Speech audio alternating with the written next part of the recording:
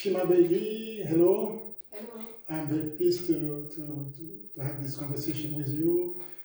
We are here during the week of Science Week 2024 on transitions. I invited you last year, but unfortunately you didn't receive my email on time. But I'm very happy to meet you because I've followed some of your activities. You're researchers at the Center Leo Apostel for Transdisciplinary research. You're at the crossroads of so many different areas of research. So first thing would be to ask you to a little bit introduce yourself in terms of intellectual itinerary and what you are covering in terms of research. Okay, thank you very much, first of all, for inviting me for this opportunity. I feel very privileged and honored to be here. And this Science Week, I absolutely feel very happy to see so many also young minds being so curious about these topics. As you said, I am based in Brussels right now, Center Leo Apostel, we call it for short Cleo. This is a center that is founded by Apostel, who was a Belgian philosopher, and then now is Francis Heiligen, my collaborator, who's the director of that center. I call myself, I think, a complexity scientist. I did my PhD, I think I finished 10 years ago in resilience of complex adaptive systems. I finished it in University of Bristol in the What UK. are the main disciplines involved in your research? My discipline was, the main question was how we can design a resilient system. And then turned out during my basically years of studying that if you want to develop a, basically it was how to design a resilient infrastructure system. And then studying the literature, I discovered that infrastructure systems are complex systems, and that was my first basically encounter to complexity. And then followed by that basically readings and then connecting to complex adaptive systems. So the main discipline is resilience. Many know resilience by basically being capable of withstanding shocks. Though throughout my thesis I realized there is more into basically resilient being a resilient system being a system that just withstands shocks, because I saw that what's missing was this kind of like taking a process-oriented approach, or so it's kind of like a deeper approach to what actually makes the system tick, if you like. So in that, I think I become very, very interested in understanding complexity, self-organization, learning, and in the agents in the complex system. And I think I have to say, in parallel to that, I recently basically I was there in the UK for like 2 years, and I was also struggling with a lot of personal issues and also changes, cultural changes, personal changes that kind of led me to exploration of world of mind and meditation and contemplation. So in parallel to my research, I had my own personal research, if you like, of kind of understanding how I can overcome my own issues, personal baggage, some people call them, but really traumas that I experienced, to kind of like understand what happened and make sense of them and develop some sense of meaning out of that. So that became kind of like it converged into my love for complexity and complex adaptive system and how beautiful these systems are and how unpredictable are, and also the world of the inner world of transforming ourselves. And I think they converged in a right moment when I was writing up my thesis, close to writing up, that I saw that there is a kind of a missing place in engineering discipline in designing complex system from the perspective of mindfulness, and that I think became my my niche. So now I am mainly exploring this intersection between technological engineering, hard tech, if you like, design principle, at the same time this deeper, subtle world of mind and inner world, which which is, I think, largely alienated from the discussion of AI, specifically now, technology, design of systems. So that is what I can say about my research. Well, I'm very happy to hear that you're trying to link, a very sci-tech and high-tech area, and with something that is non-mathematical or non-algorithmic, something that is related to the inner self. And well, you are at the right place, I would say, because here at the UM6B we have some kind of two meta values. One is nafs and the other is niya. These two Arabic words, we can translate them. I like the words of Vico in his Science Amour. So the idea of design, les dessins. This would be a kind of translation of this notion of niya, intent, intention and invention, and it mobilizes imagination, the power of imagination in projecting ourselves in the future. And the other word would be ingenium, for engineering and ingenuity. So we are very happy to have you here and to know more about what you're doing. So clearly, those are very important areas. So maybe you are also involved in the areas of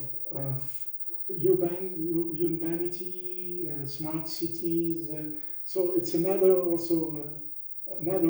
topic, but it's certainly related thanks to the science of networks. So absolutely.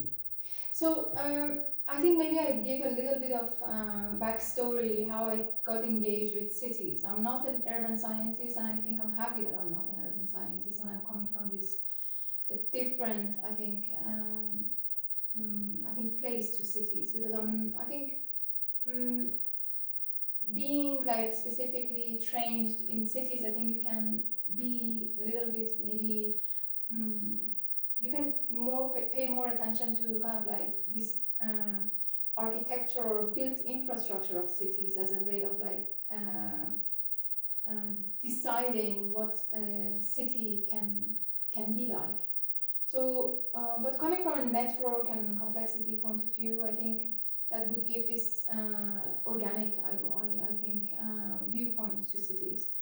So when I finished my PhD, I realized the best place actually to experiment with this idea of mindfulness and engineering, which was the title of my PhD thesis, mindfulness engineering. I proposed a new theory, and then I defended that, would be to look at cities. So cities, just accumulation of resources, infrastructure, people, everything you need in order to kind of like look at all these different aspects of complexity, but also to look at the space of mind. And then I decided to study again, to continue studying. So I did a master's degree, and I was fortunate enough to be accepted at Oxford. And I did basically another master's degree right immediately after my PhD. And there I actually noticed the same kind of challenge that is happening in the engineering. It's happening in the city space, meaning that the design is overly focused on just the physical reality, and there is no paid attention to the intentionality and the, I don't want to say the metaphysical, but actually the stage before you kind of have an incepting an idea in your mind. There is a space before that, and you learned about that space, which I learned about that space in meditation. So before a thought arises, there is a space, and that space contains, I think, what in, for example, some religion texts would call it intention, or niya, you mentioned. So for me, that was basically a sign that maybe I can bring this mindfulness and engineering mix that I kind of created into cities.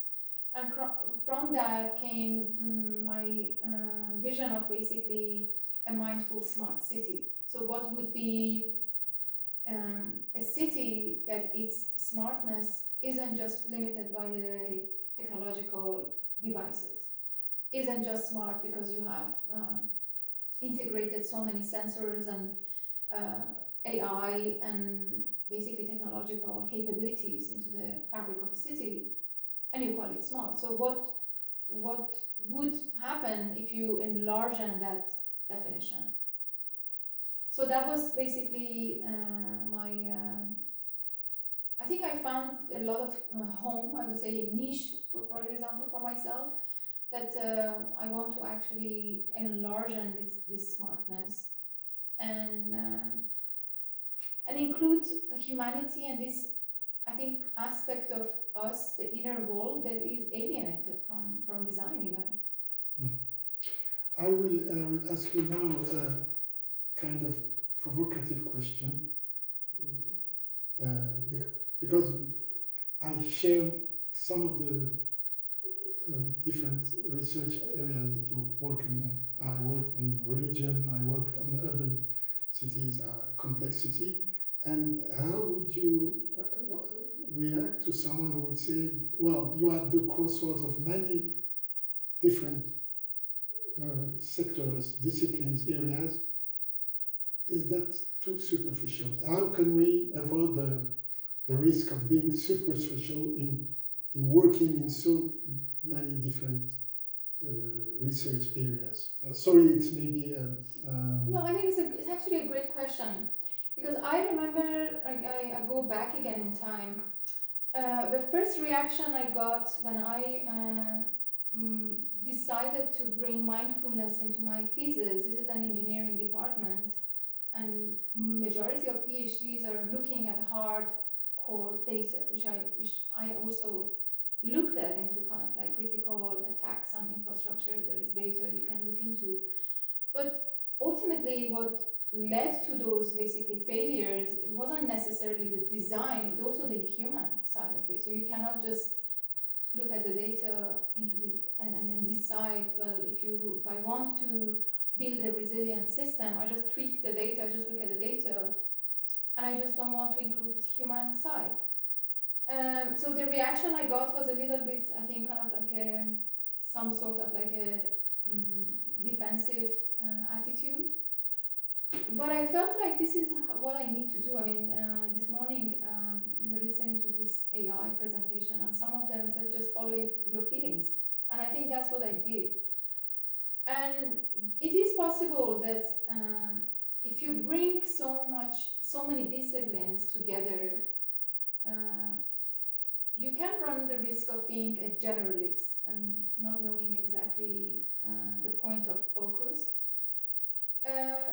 I try to minimize that in my own project and book, writing my book, and also now for a project that I am designing and building, and hopefully I will be presenting, by identifying areas that are of higher priority for change, and then mobilizing my attention and also resources in those areas, and leaving the sides of argument or discussion that aren't relevant specifically to a city out. So this is what I did to kind of minimize that risk of just wanting to be standing on the first layer of design, or like being superficial in the sense of the word. I think that's what I did. And I think second is that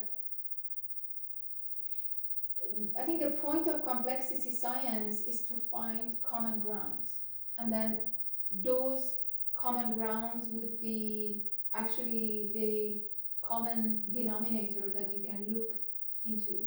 I think that's how I see it, and I want to know what you think about it, because I think clearly it's not. This complexity approach focuses on systems of different physicalities that share more or less the same properties or uses the same grammar. So I see it like this, and the argument for multi, and transdisciplinarity it becomes a necessity. Would you, if I summarize more or less the situation we are confronted to now in 2024, it's the explosion of knowledge, of science, huge development in technology, digital transformation, that it seems that the challenge is not so much on the size of the scientific the spheres, but more on the social, humanistic approach.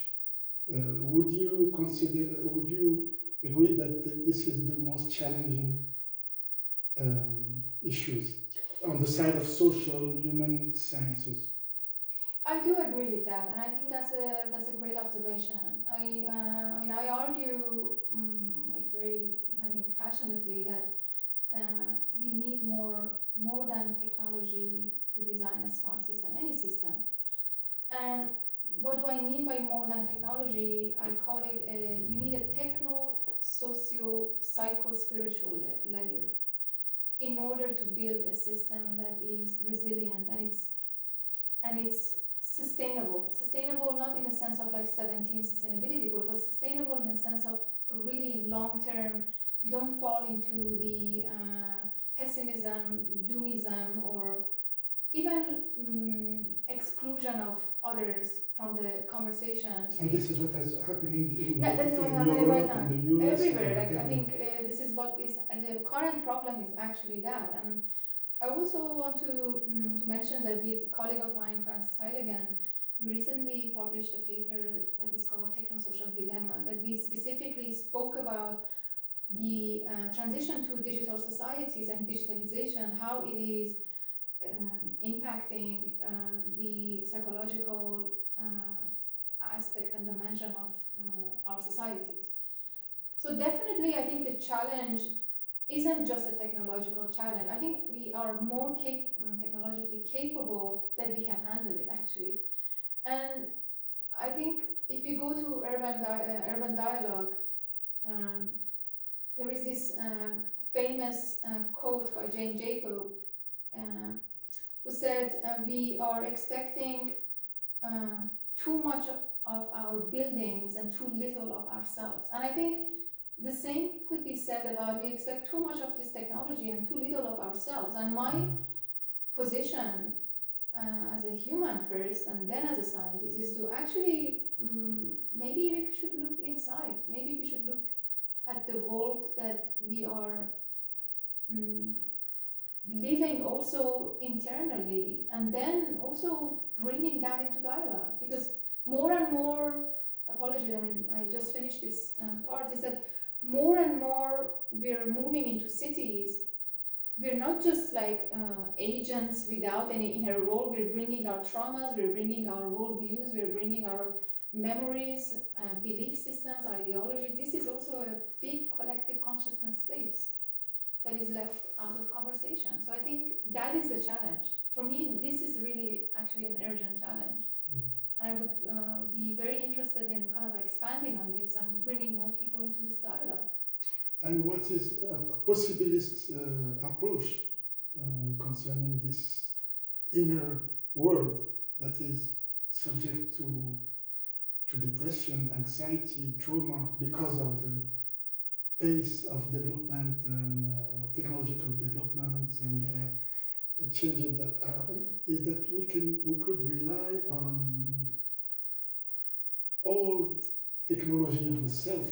Absolutely. From old wisdoms or old cultures that have approached complexity in a very metaphysical, spiritual, or philosophical manner. Exactly. exactly. I mean, I didn't include this in my book, but it's coming in my second, hopefully, book that I'm preparing to write. Going back to what I said is that we need more than technology in order to design any smart system. And I came up with this idea of threefold AI, which is standing for artificial intelligence, first AI, awakened individual, second AI, and then ancient intelligence, the third AI. And I really think you need to bring these three axes together in order to actually sit in the space of intelligence and then have that dialogue about how are we actually building an intelligent system. Because intelligence from a technological and computational point of view is very limited. Efficiency, reaction time, agent learning in a complex area, it can be called intelligent. But if you go, for example, in a forest, you would see a different manifestation of intelligence. And if you see someone having an insight during a meditation or going on a walk or a vision quest or maybe even prayers, they might have some inner awakening. That is intelligence as well. So I think for me, I think it's very necessary to have these three concepts together, that yes, we do absolutely need great AI, the best ethical AI that we can basically pursue. But we also need people to look at their inner world and simultaneously evolve themselves and become more and more, I think, closer to their, I don't know, some people call it higher self, an evolved self, enlightened self. I found every culture, every country, they have a reservoir of ancient intelligence that just we don't look at it. We don't want to look at it, maybe. That I think that brings, I think, continuity and relevance to the discussion, because how can you just focus on a technical device or technical source of intelligence without really connecting that to the long history of intelligence that we have when we look at our humanity, our human story. And I think that is missing from the dialogue. Shima, you are native from Iran. Yes, I was born in Iran. And you are also interested in a new way of approaching Sufi tradition. Yes. And how, so there's also a superficial approach to this world of Sufism and mystical traditions. But how do you, what inspires you in the Sufi approach, in the Sufi tradition, and how you link it to these very contemporary critical issues? Well, thank you very much for this question. I was born in Iran. I left at the age of 22. But I think something that I took with myself when I left Iran was this. I think maybe I go back to first time that I read Chaos Theory, the book of James Gleick about chaos theory, and then also Ilya Prigogine book on becoming. The end of certainty. Yes, so I saw certain quotes about the emergence and also parts fitting into a whole, and then the whole as a whole basically fitting into a bigger whole. So as I was reading those, it reminded me actually by some of the poetry of Rumi, the greatest mystic of all, or Sufi of, I think, teacher of all Sufis. That in fact, this is a worldview that I highly think it was actually seen by these great mystics, that they were discussing about how they had achieved or they have arrived to a certain realization, that they realize they are just a drop in the ocean of existence. This is something that I think has relevance to complexity, being a part of a whole and whole fitting into a whole, and that whole self-organizing. And that really, I think, inspired me to go deeper into reading about Sufism, also meditation, also Buddhism has those kind of principal elements. And I think up to 4 years ago, or maybe 3 years ago, that I saw basically actually I was reminded by Attar. I don't know if you are familiar with him. Attar. Mantiq. Exactly. So what I am now working with is the framework of Conference of the Birds. I read the Conference of the Birds. When I read it first time, I just felt like this is like Attar is connecting with me right now in this time. And I see that the story of the Conference of the Birds. I mean, maybe I can just, if we can, just I share a very short, basically, version of Conference of the Birds. Basically, Conference of the Birds, what is it? It's a story of birds of the world gathering together, searching for a king, for a hopeful destination or hopeful thing, entity, they call it a king, that would hopefully bring them some order. That discussion is being interrupted by hoopoe bird or the hotod, which in mythology or the etymology and the meaning of Conference of the Birds is the bird that has been on a journey of transformation and has decided to descend, come back to ground to guide others toward that path. So this bird is coming, interrupting that dialogue, and is telling them, actually, I know where that bird, the Seymour or this phoenix, is living, and it's living on a great mountain. But in order for us to get to that basically bird, we need to go on a journey of 7 valleys.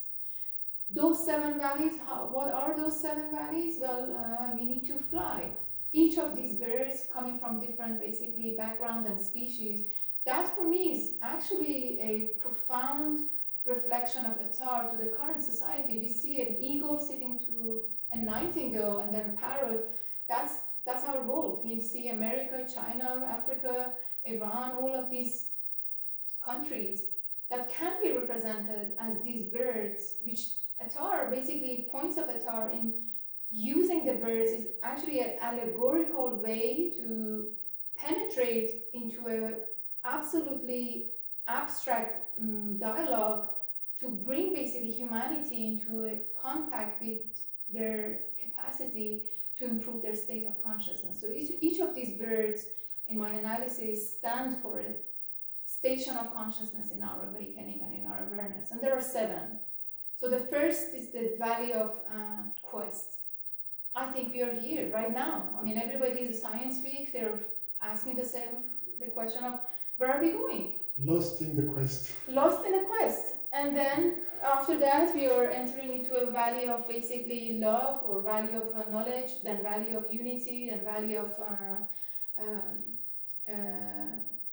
I think unity is 5, and I think the last valley is a valley of Fina, which is in Sufism, is a concept which basically a level where the person basically realizes their connection to a bigger whole, and I think that realization ignites within them a deep sense of meaning, and I think appreciation.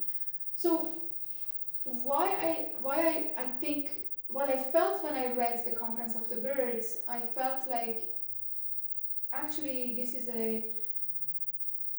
I think proven framework in terms of a test of time. This is 13th century poet and mystic and scientist. He was a scientist as well. He was basically doing alchemy between different Attar. It comes from a person that mixes different basically plants to provide a therapeutic solution, and that is what I do. That is what I am now doing with my research, is that I took that 7 valley platform and I modernized it with a lot of respect for the beauty of the text, and then connected it with a station of consciousness. Each station, at the first station, for example, the quest, we run the risk of falling into pessimism or really losing hope, or really being always in the quest and never wanting to go any further. So that's what I decided to do. That this framework of Sufism is, I think, is very, in my perspective, it has two powers. One, it's a story. It's a story that speaks to every person regardless of their nationality or language or whatnot. It's a story of transformation. And then it provides a framework that is consistent, I think, with the research in neuroscience, in that we need to overcome the delayed gratification, overcome this immediate gratification, and go towards more and more delayed gratification, developing more gratitude. I mean, Attar clearly says in, for example, Value 4, after you tip a little bit into the world of going beyond your ego, you're flooded by the ocean of gratitude, which I think this is what we need. This is what maybe this is even where, I mean, I can maybe dare to say even maybe what the world actually is waiting for, to have really a place where we can be technologically as imaginative as we could possibly be, but also hopeful in transforming our inner world, that we can become also finer human being. And I think for me, I cannot imagine myself living in a super advanced city, which I call the prison, smart prison, with neighbors that they cannot, they are angry all the time. I mean, what kind of city is that? Absolutely. You mentioned this book, this masterpiece, the language of the conference, or the language of birds, depending on the title, how it is translated. My final question would be concerning where you are currently working. You are in this Center for Transdisciplinary Research at the Free University of Brussels, and I would like to know, what do you owe to this also very particular environment in Belgium, in Brussels, the Free University of Brussels, where Ilya Prigogine created a whole school of thought approaching complexity. I mean, that was almost 50 years ago, with so many different disciplines working in, artificial intelligence, robotics, linguistic, social instinct, self-organization, emergence. What do you find there that is not available outside this environment? Could you tell us more about this school of thought that was created at the Free University of Brussels? That's a very good question, actually.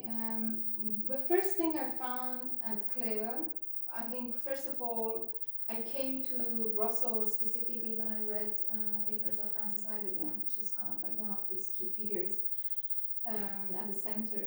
He's, I think, a brilliant mind in complexity and one of the leading, I think, scientists in complexity and self-organization. The second thing was freedom to be. I found it very difficult. For example, I mean, UK, I'm deeply grateful for the resources and the trust that they actually put in me, and also the education that I received. But I think the culture of CLEA, which is kind of like this discipline of complexity, requires a little bit of maybe eccentricity. I think that I had that, and I think I felt at home there. And I think the third is that they really want you to mix different topics, and it's a truly interdisciplinary center. It's not, I think many universities now, they want to be a part of this game of interdisciplinarity, so they just say we are interdisciplinary, but really this is a center that they do actually interdisciplinary work. And I think that, and also the great thinkers that were there, so it's very, for me it was very a privilege, and also a very interesting place to be. Great. Shima, thank you very much for this pleasant conversation. Thank you very much for your time. I hope we have opportunities to work and collaborate together. I hope as well. Thank you.